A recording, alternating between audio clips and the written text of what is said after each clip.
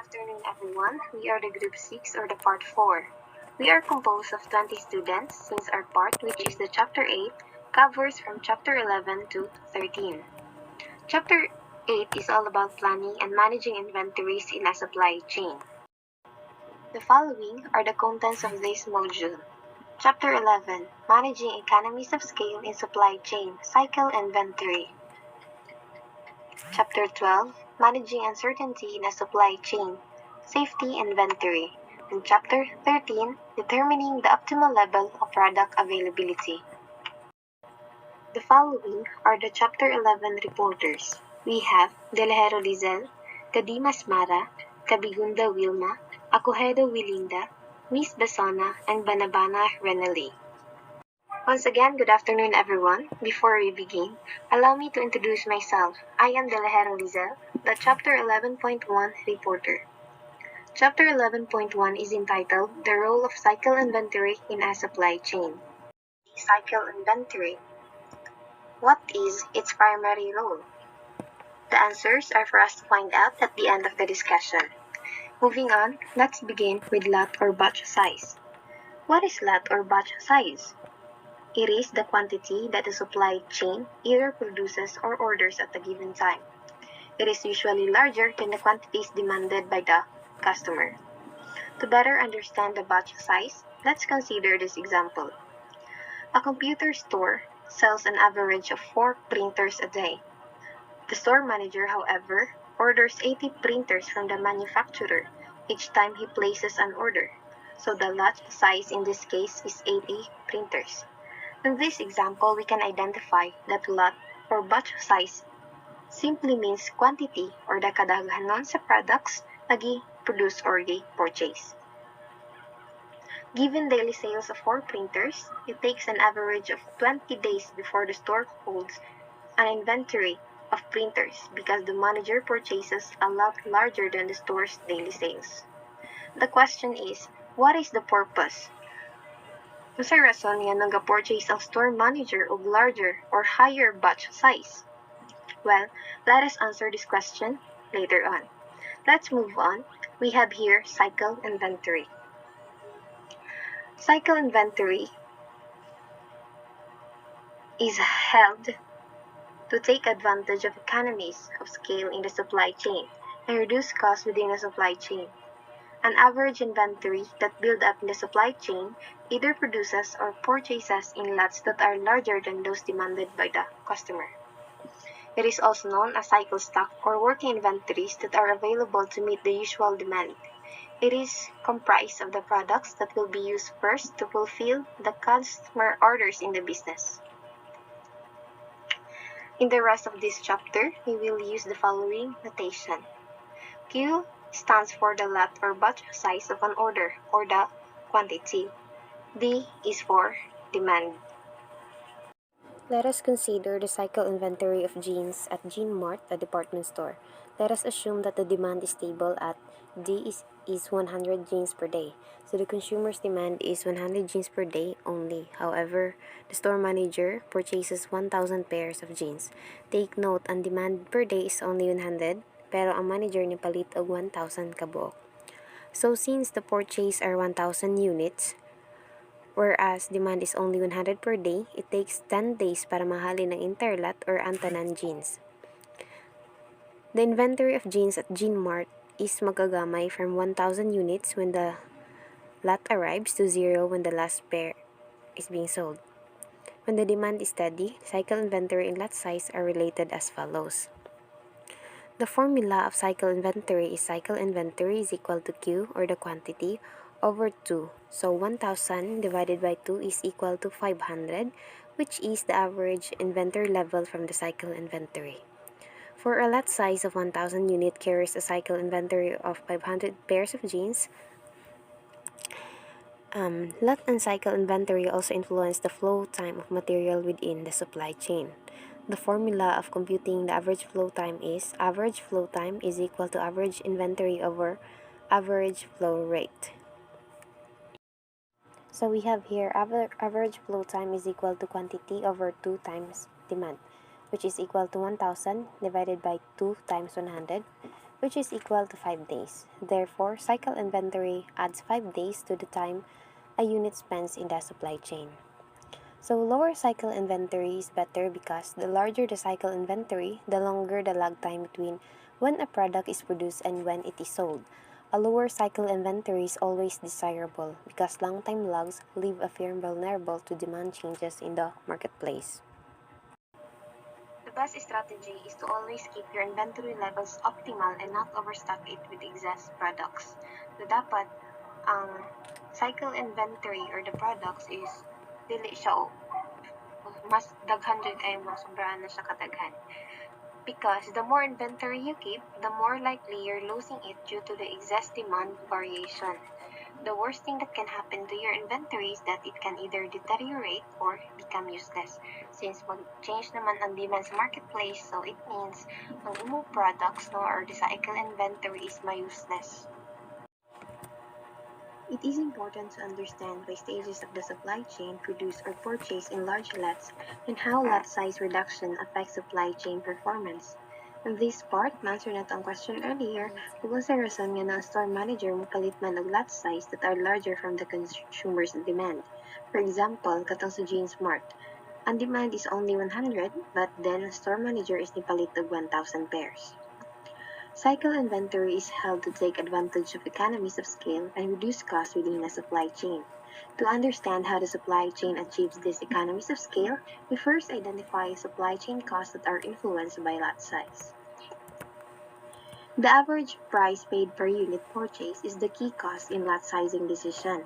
So, ang average price paid per unit is isa sa mga reasons na gina-consider in lot sizing decision. A buyer may increase lot size and this action results in the reduction of price paid per unit purchase. It means na ang buyer magpalit og mas daghan na products if it will result in price reduction paid per unit. For example, sa Jeans Mart, ang manufacturer sa Jeans Mart is nagbaligi og jeans for $20 each. Pero kung mupalit ang store manager og 500 pairs and up, is ihatag or ibaligya lang sa manufacturer ang each jeans for only $18. So, para makalas ang manager, i-purchase siya og larger lot size. Next is the fixed ordering cost. Fixed ordering cost includes all costs that do not vary with the size of the order but are incurred each time an order is placed. Example, tracking costs to transport the order and labor costs to receive the order. For example, Gmart incurred a cost of $400 of transportation costs regardless of number of pairs. Given the fixed transportation cost of $400 per batch, the manager can reduce transportation cost per unit by increasing the lot size. So kanang $400 para sa transportation is fixed na jud miskan pag isa lang ka pair of jeans ang paliton. Para makasave si store manager sa transportation, ipalit na lang siya og larger lot size. Kay mopalit siya og 100 pairs of jeans lang, ang transportation cost is $4 each. Whereas, ug mopalit siya og 1,000 pairs, mahimo na lamang og $0.40 each ang transportation cost. The ordering cost displays economies of scale, increasing the lot size, decreasing the fixed ordering cost per unit purchase. Next, we have holding cost. Holding cost is the cost of carrying one unit in inventory for a specified period of time, usually 1 year. It is a combination of the cost of the capital and the cost of physically storing the inventory, and the cost that results from the product becoming obsolete. The holding cost is denoted by H and is measured in dollar unit year. It may also be obtained as a fraction, H of the unit cost of the product, given a unit cost of C, and the holding cost H is given by. In lot sizing decision, we must also consider the holding cost. It includes storage space, labor, and insurance as well as price of damaged or spoiled goods. Holding costs are the true cost of ordering too much inventory. That is why inventory turnover in economic order quantity calculation is important. So, dapat ang buyer or company should order enough inventory. Let us just say enough na inventory for a year. Since inventory that sits around in the storage for longer than 1 year creates added holding costs that are unnecessary. Then kanang excess inventory are more likely to become obsolete or useless. So in lot sizing, we must consider the holding cost aron may masayang na product na maka-cause og downfall sa income or sa company's economy. Cycle inventory exists in a supply chain because different stages exploit economies of scale to lower total cost. The costs considered include material cost, fixed ordering cost, and holding cost. I asked earlier that what is the role of cycle inventory, and now we will have its answer. The primary role of cycle inventory is to allow different stages in a supply chain to purchase product in lot sizes that minimize the sum of the material, ordering, and holding costs. So, simple lang jud ang role sa cycle inventory, which is para makalas sa material, ordering, and holding cost. That's all for chapter 11.1. Thank you for listening. Next reporter, please. So, let's proceed to chapter 11.2, estimating cycle inventory related costs in practice. When setting cycle inventory levels in practice, a common hurdle is to estimating the ordering and holding costs. Given the robustness of cycle inventory models, and it is better to get a good approximation quickly rather than spend a lot of time trying to estimate costs exactly. So, dapat makamautang mo estimate sa mga gasto sa pag-order kay sa magmugna-mugna rata nga wala na dito nagkadimawa nga tuang negosyo. Inventory holding costs. So, monig katong mga nag-handle sa mga gasto sa company that will be expressed the percentage and calculate the total cost and dividing the total value of inventory. Now let's talk about cost of capital. This is the dominant component of holding costs for products that do not become obsolete quickly. The appropriate approach is to evaluate the weighted average cost of capital. So, monig mga katong mga products nga dili na kayo kusog sa ceiling. So, kita na mangitag paagi para dili malugi ang atoang kampanya. So, what we need to do is we should evaluate the weighted average cost of capital. So, which takes into account the required return on the firm's equity and the cost of its debt. So, there are weight by the amount of weight average cost of capital equals A over D plus E, open parenthesis RF plus B times MRP, close parenthesis plus D over D plus A, RF, open parenthesis 1 minus T, close parenthesis. So, E is amount of equity, D is amount of debt, R is the risk-free rate of return, and B is the firm's. MRP, market risk premium, which is around the high single digits. RB, rate at which the firm can borrow money related on its debt rating. T, tax rate, and the weighted average cost of capital is adjusted for use in a pre-tax setting as follows. Then pre-tax, weighted average cost of capital equals after minus tax, weighted average cost of capital, slash, open parenthesis 1 minus T, close parenthesis. Now let's talk about obsolescence cost. The obsolescence cost estimate the rate at which the value of the stored product drops because its market value or quality falls. This cost can be ranged dramatically from rates of many thousands % to virtually zero depending on the type of product. Perishable products have high obsolescence rates.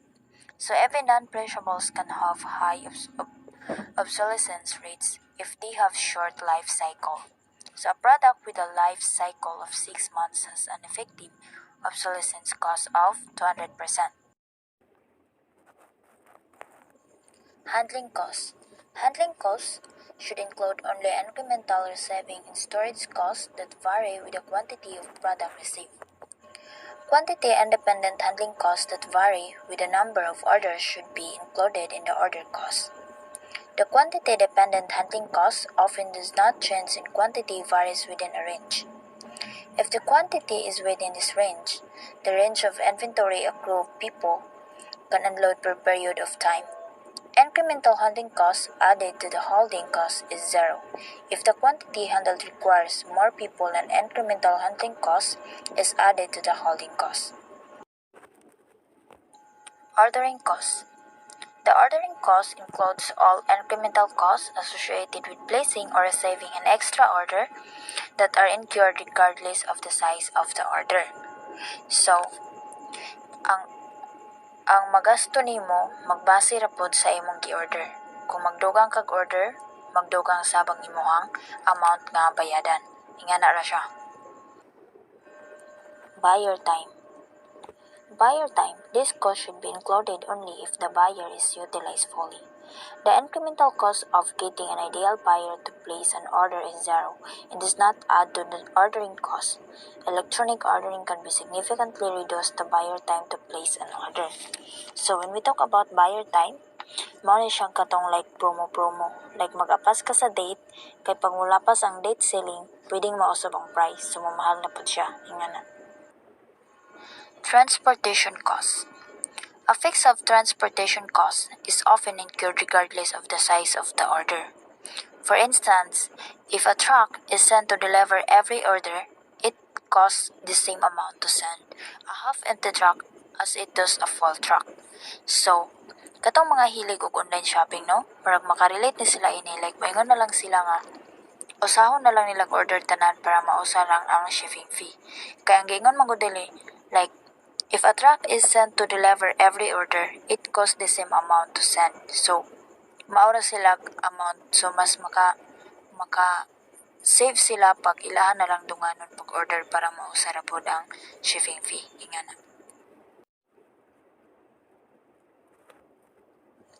Receiving costs. Some receiving costs are incurred regardless of the size of the order. These include any administration work such as purchase, order matching, and any effort associated with updating inventory records. Receiving costs that are quantity dependent should not be included. So, mauray imong paliton, maura sabang imong bayadan. Ingana ra kadali.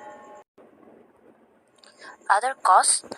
Each situation can have costs unique to it that should be considered if they are incurred for each order regardless of the quantity of the order.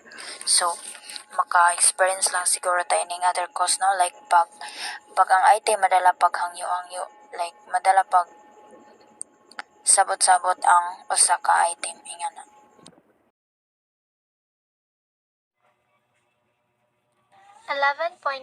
Economies of scale to exploit fixed cost. Economies of scale are cost advantage reaped by companies when production becomes efficient.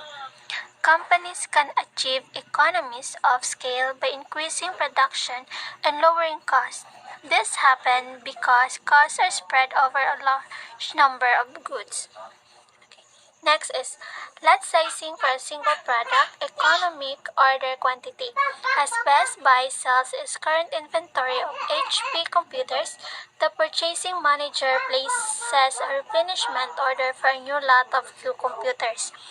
So, including na ni ang cost of transportation, Best Buy incurs a fixed cost of $5 per order. The purchasing manager kay siya ang mo-decide sa number sa computer nga i-order from HP in a lot. So, for this decision, we assume the following input. The first one is T, stands for annual demand of the product, as fixed cost incurred per order. C stands for cost per unit, while the H, holding cost per year as a function of product cost. Assume that HP kay wala siya go-offer of any discount, so kada unit nga imong i-order kay mo kuha gud sila og fixed cost incurred per order and cost per unit. So The holding cost is thus given by H equals HC using equation 11.2. The model is developed using the following basic assumption. The one is demand is steady at D unit per unit time. So, ang demand kay dapat steady ra gud siya sa demand unit per unit time. So, second one is no shortages are allowed. That is, all demand must be supplied from stock. So, kinahanglan kay mo-stock siya daghan para wala siya shortage nga mahitabo. So, the third one is replenishment. Lead times is fixed, initially assumed to be 0. The purchasing manager make the lot sizing decision to minimize the total cost store incurs. He or she must consider three costs when he deciding on the lot size. So, kinahanglan niya mo consider siya three costs before siya mo decide sa lot size. So, the first one is annual material cost. The second is annual ordering cost. The third one is annual holding cost. Kinahanglan niya nga mo consider aning sa tulo kay ang purchase price is independent of lot size. So, we have annual material cost, CD. The number of order must suffice to meet the annual demand D. Given a lot size of Q, we thus have the number of order per year equals D over Q, or demand over quantity. Because an order cost of S is incurred for each order placed, we infer that annual ordering cost equals quantity D over QS. Given a lot size of Q, we have an average inventory of quantity over 2. The annual holding cost is the stock cost of holding quantity over 2 unit in inventory for 1 year, and it's given as annual cost equals quantity Q over 2H equals quantity Q to HC. The total annual cost TC is the sum of all three costs, and it's given as total annual cost TC equals CD plus quantity DQS plus quantity Q over 2HC. Figure 11 to show the variation in different costs as the lot size is changed. Observe that the annual holding cost increases with an increase in lot size. In contrast, the annual ordering cost declines with an increase in lot size. The material cost is independent of lot size because we have assumed the price to be fixed. The total annual cost thus first declines and then increases with an increase in lot size. From the perspective of the manager at Best Buy, the optimal lot size is one of the minimizes the total cost to Best Buy. It is obtained by taking the first derivative of the total cost with respect to and setting it equal to 0. See the Appendix 11A at the end of this chapter. The optimal lot size is referred to the economist order quantity EOQ. It is denoted by Q and is given by the following equation.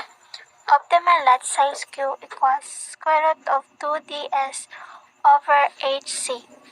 Note that for this formula, it is important to use the same time unit for the holding cost rate H and the demand D. With each lot or batch of size Q, the circle inventory in the system is given by Q over 2. The flow time spent by each unit in the system is given by Q over quantity 2D. As the optimal lot size increases, so does the circle inventory and the flow time. The optimal ordering frequency is given by N, where N equals D over Q equals square root of DHC over 2S. So hi everyone, my name is Audrey and I'm going to report about economies of scale to explode quantity discount. So we now consider pricing schedules that encourage buyers to purchase in large lots. There are many instances to business transaction in which the pricing schedule displays economies of scale with prices decrease a lot as lot size increases. A discount is lot size based if the pricing schedule offers discounts based on the quantity ordered in a single lot. A discount is volume-based if the discount is based on the total quantity purchased over a given period, regardless of the number of lots purchased over the period. In this section, we will see that lot size-based quantity discount tends to increase the lot size of cycle and inventory in supply chains. So, in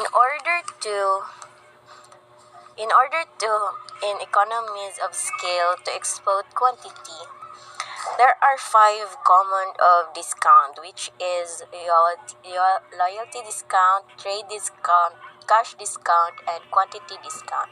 So we have here focusing the quantity discount. So, economies of scales are the advantage that can sometimes occur as a result of increasing the size of a business. For example, a business might enjoy an economy of scale considering its bulk purchasing. By buying a large number of products at once, it could be negotiate or a lower price per unit than its competitors. Like magpas ato ka sa bid, kuan ka dito og by bundle. So imo na siyang paliton og 500 depende sa reseller nga imong contract. Kung imo na siyang mapalit og 500, so imo na siyang mapaligya into 150. So makuha na ang imong puhunan. That is quantity discount.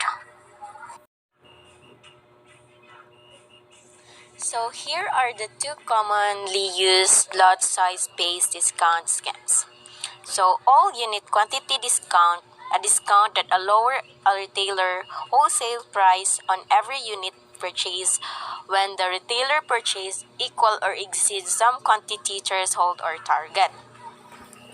And marginal unit quantity discount or multi-block tariff is marginal cost of unit that are decreases at a break point. So, in order to investigate the impact of such quantity discounts of the supply chain, we must answer the following two basic questions. So, number one, giving a pricing schedule with a quantity discount, what is the optimal purchase decision for a buyer seeking for maximized profits? How does that decision affect the supply chain in terms of lot size, cycled inventories, and flow times? Number two, under what conditions should a supplier offer quantity discount? What are appropriate pricing schedule that are a supplier seeking to maximize profit should offer? So in order to solve this problem, we should start by studying the optimal response of a retailer, which is the buyer, when faced with either of the two lot size based discount schemes offered by a manufacturer, which is the supplier. The retailer objective is to select lot size to minimize the total annual material, order, and holding costs. Next, we should evaluate the optimal lot size in case of all unit quantity discounts. So, in all quantity or all unit discounts, the pricing schedule contains specific breakpoint of QU, Q1, and QN, where QU equals to 0. So if an order placed in at least as large as Q but smaller than Q1 plus, each unit is obtained at a cost of C1. In general, the unit cost decreases as the quantity order increases. That is CO greater than C1 greater than C1 plus. For all unit discounts, the average unit cost varies with quantity ordered as shown in figure 11 to 3.3. The Figure 11.3. The retailer objective is to decide on a lot size to maximize profits or equivalent to minimize the sum of material order and holding costs.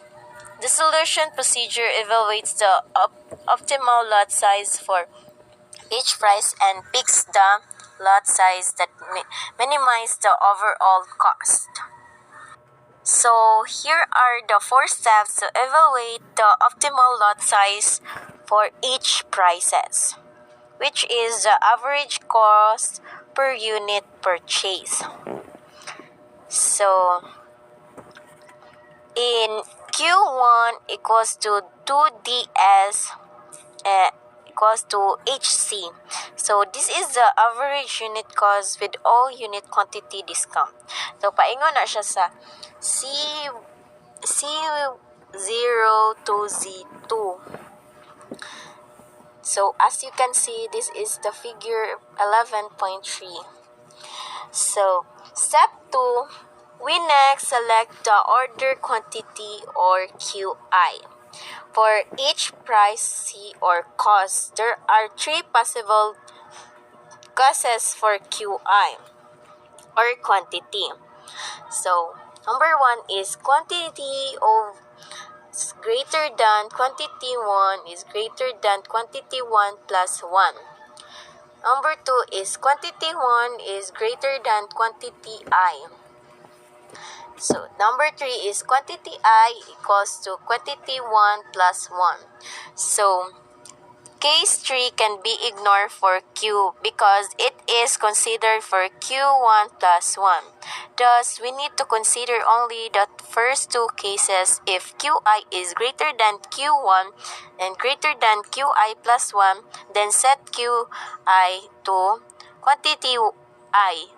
If quantity 1 is greater than quantity Q plus, then a lot size of quantity does not result in a discount.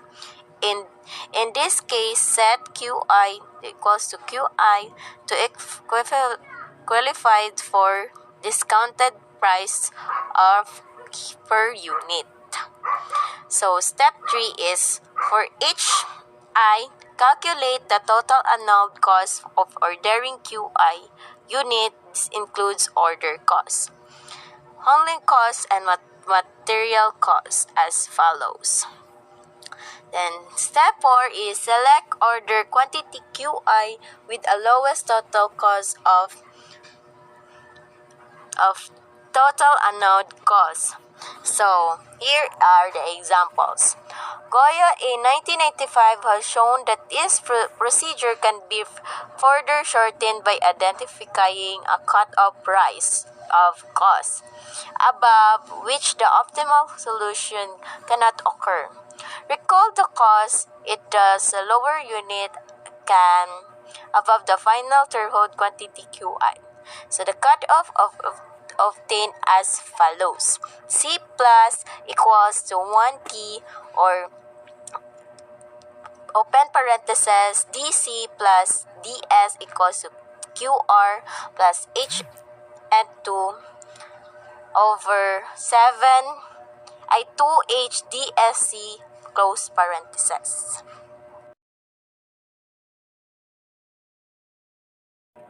Short-term discounting trade promotions. Trade promotions are price discount for a limited period of time. Also may require specific action from retailers such as displays, advertising, etc. Key goals for promotions from McDo perspective. First, induce retailers to use price discounts, displays, advertising to increase sales. 2. Shift inventory from the McDo to the retailer and customer. Third, defend a brand against competition. Fourth, goals are not always achieved by a trade promotions. What is the impact of the behavior of the retailer and on the performance of the supply chain? Retailer has two primary options in response to a promotion. First, pass through some all of the promotions to customers to pursue sales. Second, purchase is greater the quantity during promotion period to take advantage of temporary price reduction, but pass through very little of savings to customers. Manufacturers use trade promotions to offer a discounted price to retailers and set a time period over which the discount is effective. For example, a manufacturer of canned soup may offer a price discount of 10% for the shipping period December 15 to January 25. For all purchases within a specific time horizon, retailers get a 10% discount. In some cases, the manufacturer may require specific action from retailer, such as displays, advertising, promotions, and so on, to qualify for the trade promotion. Trade promotions are quite common in the consumer packaged good industry, with manufacturers promoting different products at different times of the year. The goal of trade promotions is used to influence retailers to act in a way that helps the manufacturer achieve its objectives. The following are a few of the key goals from the manufacturer perspective of the trade promotions. Induce retailers to use price discounts, displays, or advertising to spur sales. Shift inventory from the manufacturer to the retailer and the customer. Defend a brand against competition.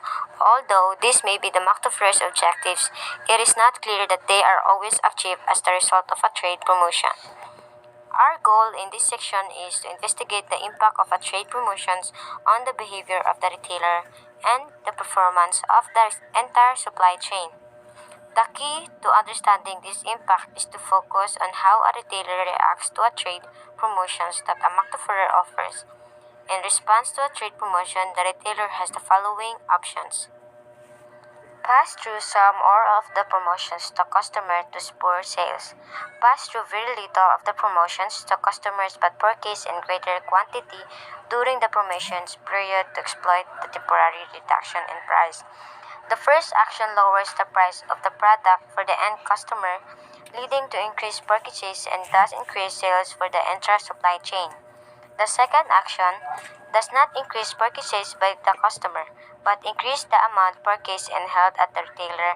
As a result, the cycle inventory and flow time within the supply chain increase. A forward buy occurs when a retailer purchases in the promotional period of sales in future periods. A forward buy helps reduce the retailer's future cost of goods for products sold after the promotions end.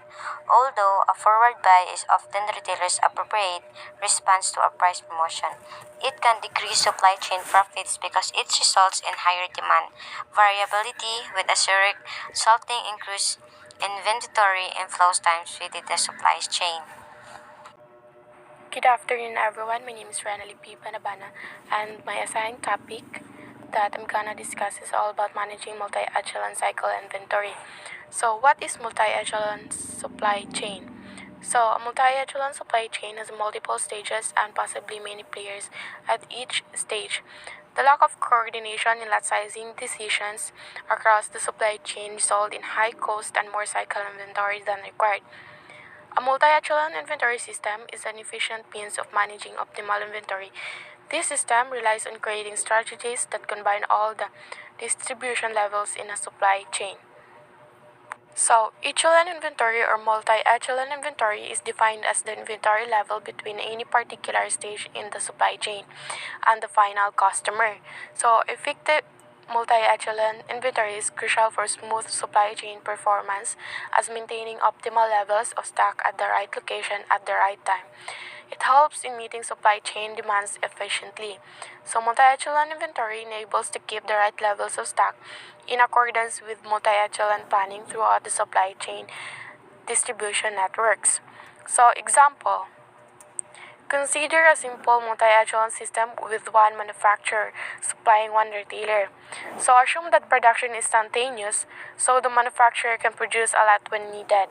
If the two stages are not synchronized, the manufacturer may produce a new lot of size Q right after shipping a lot of size Q to the retailer. So, overall supply chain inventory can be lowered if the manufacturer synchronizes its production to be ready just in time to be shipped to the retailer. So, the goal of multi-echelon system is to decrease total cost by coordinating orders across the supply chain. We have here two types of multi-echelon cycle inventory, the single echelon and the multi-echelon. Single echelon inventory controls problem focus on determining the appropriate level of inventory for an individual unit within the supply chain network, while multi-echelon inventory optimization takes a holistic approach by focusing on the correct levels of inventory across the entire network. Next, we have figure 11 to 7, illustration of an integer replenishment policy. So under this policy, the distributor places a replenishment order every 2 weeks. Some retailers place replenishment orders every week, and others place replenishment orders every 2 or 4 weeks. So observe that for retailers ordering more frequently than the distributor, the retailer's ordering frequency is an integer multiple of the distributor's frequency. For retailers ordering less frequently than the distributor's ordering frequency is an integer multiple of the retailer's frequency. So, if an integer replenishment policy is synchronized across the two stages, the distributor can cross-dock part of the supply onto the next stage. So, all shipments for retailers ordering no more frequently than the distributor, which is every 2 or 4 weeks, are cross-docked as shown in figure 11 to 7. So, for retailers ordering no more frequently, which is every week, than the distributor, half the orders are cross-docked, with the other half shipped from inventory as shown in figure 11 to 7. Next, figure 11 to 8, a multi-echelon distribution supply chain. So, in figure 11 to 8, it can be summarized as follows. So, first, divide all parties within a stage into groups such that all parties within a group or order from the same supplier and have the same reorder interval. Second, set reorder intervals across the stages such that the receipt of a replenishment order at any stage is synchronized with the shipment of a replenishment order to at least one of its customers. So the synchronized portion can be cross-docked. For customers with a longer order interval than the supplier, make the customer's order interval an integer multiple of the supplier's interval and the synchronized replenishment at two stages to facilitate cross-docking. In other words, a supplier should cross-dock all orders from customers who reorder less frequently than the supplier. So for customer with a shorter reorder interval than the supplier, make the supplier's reorder interval an integer multiple of the customer's interval and synchronize replenishment at these two stages to facilitate cross-docking. So a supplier should cross-dock one out of every K shipments to a customer who orders more frequently than the supplier where K is an integer. So the relative frequency of reordering depends on the setup cost, holding cost, and demand at different parties. So, whereas the integer policies discussed above synchronize replenishment within the supply chain and decrease cycle inventories. They increase safety inventories because of the lack of flexibility with the timing of a reorder, as discussed in chapter 12. Thus, these policies make the most sense for supply chain in which cycle inventories are large and demand is relatively predictable. And that will be all. Thank you.